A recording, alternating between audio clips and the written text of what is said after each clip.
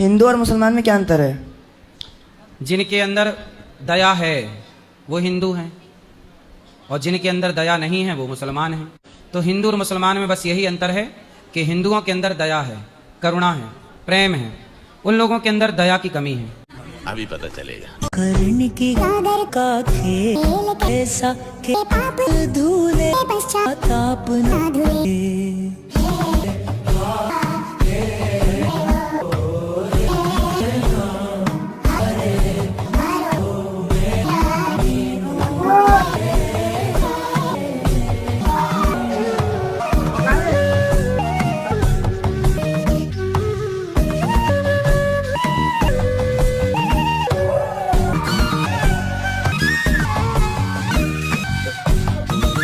तो ये वाला वीडियो जो है ना, जरा अनिरुद्धाचार्य के पास पहुंचा दीजिए कि मुसलमानों के अंदर कितनी दया है।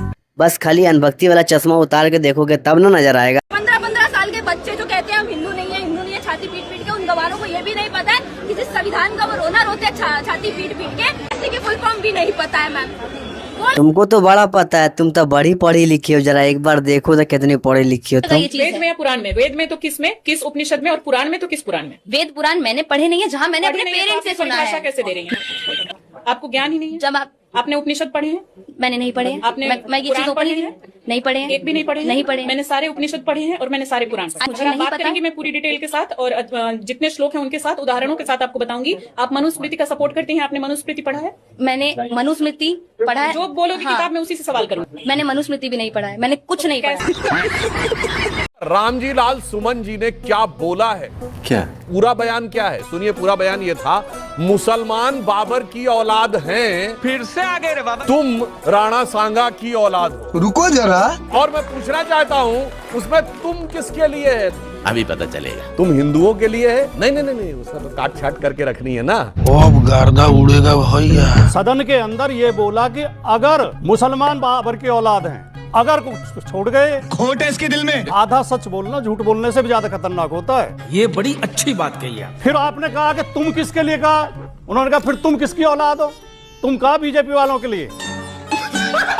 इनके दो सर्वोच्च नेताओं के बयान आपको बताता हूं जो इस समय सोशल मीडिया पे चल रहे हैं। अभी मजा आएगा ना भिड़ो। मोदी जी कह रहे हैं मेरा घर मुसलमानों के बीच में था, ईद पर हमारे घर मुसलमानों के घरों से खाना आता था। ये सच नहीं है ना माँ?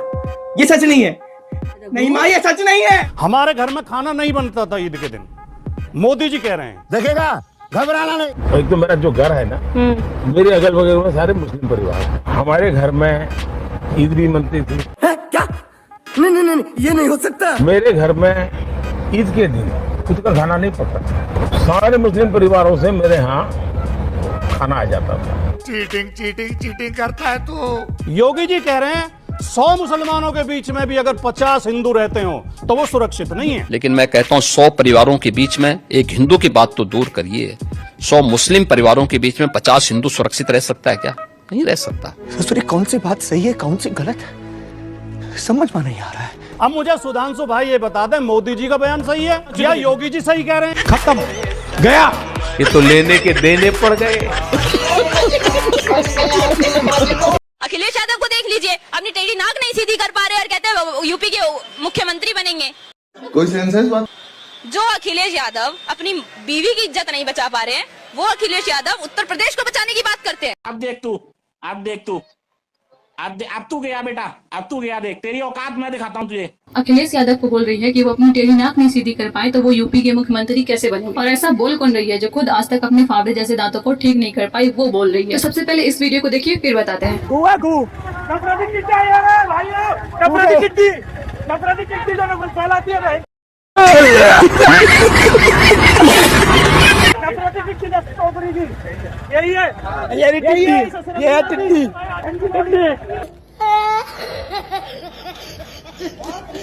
अब इस अनभक्त को देखो कैसे शांत बैठी हुई है और ये बोल रही थी कि जो अखिलेश यादव अपनी बीवी की इज्जत नहीं बचा पा रहे हैं वो उत्तर प्रदेश को बचाने की बात कर रहे हैं। तो ऐसे तो इसके मोदी पापा भी प्रधानमंत्री बनने के लायक नहीं है, क्योंकि जो अपनी बीवी को नहीं संभाल पाए वो इस देश को क्या संभालेंगे? जो अपनी बीवी को छोड़ के भाग गए, अपनी बीवी के नहीं हुए, वो इस देश के क्या होंगे?